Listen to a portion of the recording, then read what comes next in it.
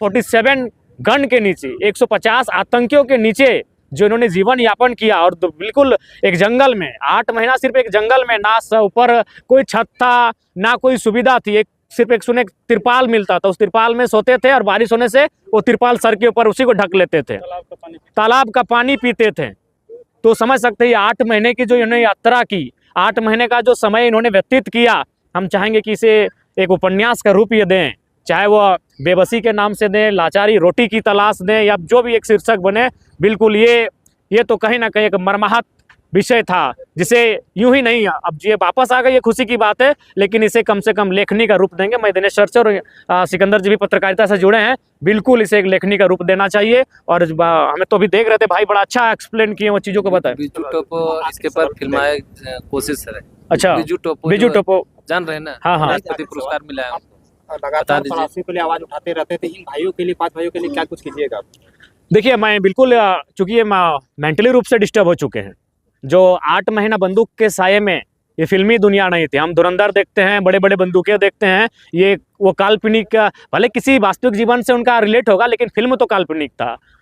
लेकिन ये रियलिटी में बंदूकों के नीचे 8 महीना व्यतीत करके आए हैं, और बिल्कुल ये मानसिक रूप से प्रताड़ित हुए हैं। शारीरिक रूप से तो वहाँ हुए, और यहाँ तो अभी ये मानसिक जो प्रताड़ना मिली है, शारीरिक प्रताड़ना मिली है, इससे अभी भी ये मुक्त नहीं हो पाए हैं।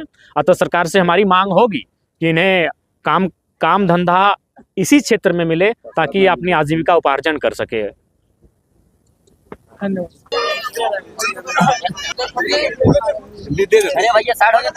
संघर्ष के पिछले 9 महीना से पूरा नाइट भर जो नाइजर में 5 बंदों को फंसे हुए थे, आज फाइनली वापस आ गए। सबका पहले क्या कुछ कहिएगा? बिल्कुल, एक साथ सारे त्यौहार आ गए, एक साथ सारी खुशियाँ आ गई, ऐसा लग रहा है। और बिल्कुल इसके लिए सभी ने प्रयास किया। मैंने भी विधानसभा में इस बात को रखा, तमाम विभागों को जो प्रवासी मजदूरों की समस्याओं को देखते हैं, उनके आने जाने की कारणों को देखते हैं, उनसे मैंने लगातार लिखित बातचीत की। जो साधन के माध्यम से उनसे हमारी बातचीत हो सकती है, तमाम उन साधनों के माध्यम से मैंने बातचीत किया। और हमारे साथी यहाँ जो बगोदर के थे, सिकंदर दा रहें, उमेश जी रहें, सभी लोग लगातार एक्टिव रहें। उन्हें जहाँ कहते थे कि आप उनको लेकर यहाँ चले जाइए, कभी महामहिम राज्यपाल से मिलने जाने की बात हो, या फिर प्रवासी नियंत्रण विभाग राज्य का हो, हर जगह वो उनके परिजनों को लेकर जाते थे, उनकी घर के माताओं को या फिर उनकी जो पत्नियां हैं उनके साथ जाते थे। तो कहीं ना कहीं चिंता तो थी कि भाई ना जाने क्या होगा उनके साथ। हालांकि हम लोग 1 महीना के बाद हम लोग आश्वस्त हो चुके थे कि भले उनके साथ परेशानी होगी, कठिनाई होगी, दुख तकलीफों का सामना करना होगा, लेकिन उन्हें जान से नहीं मारा जाएगा, या फिर उनके साथ कोई अप्रिय घटना नहीं घटेगी, भले वो आतंकियों की गिरफ्त में क्यों ना हो। चूँकि कुछ जानकारियों को हम लोगों ने इकट्ठा किया, शायद एक चाइना के व्यक्ति को पकड़ के रखा गया था, इससे पहले एक कश्मीर का व्यक्ति था, एक यूपी का व्यक्ति था। तो वे लोग समय समय पर इस प्रकार की वारदात करते हैं और पैसा वसूलते हैं सरकारों से, वहाँ की कंपनियों से। इस प्रकार का आतंकी संगठन वहाँ पे संचालित है। और फाइनली हम लोग इस बात को मान रहे थे कि भाई भारत से हम लोग गए हैं, हमारा उनका, ना हमने उनकी मर्यादा को भंग किया है, ना हमने उनके नर नारी का अपमान किया है, ना किसी प्रकार का हमने कोई ऐसा कृत्य या कार्य किया है जो उनके लोगों को, उनके देश को ठेस पहुंचा हो। हम तो रोटी कमाने के लिए गए हैं, हम तो रोजी के लिए वहाँ पर गए हैं, तो हमारे साथ क्यों गलत किया जाएगा। तो इस बात को लेकर थोड़ा सा हम लोग थे श्योर कि भाई कुछ भी हो जाए, मैंने अप्रिय घटना या फिर अनहोनी हमारे साथ नहीं, हमारे प्रवासी भाइयों के साथ अप्रिय घटना नहीं घटेगी, ये हम लोग मान रहे थे। तो कुल मिलाकर लगातार प्रयास रहा, राज्य की एजेंसियों का प्रयास रहा, केंद्र की एजेंसियों का प्रयास रहा, विधायकों का प्रयास रहा, मैंने भी एक विधायक होने के नाते प्रयास किया।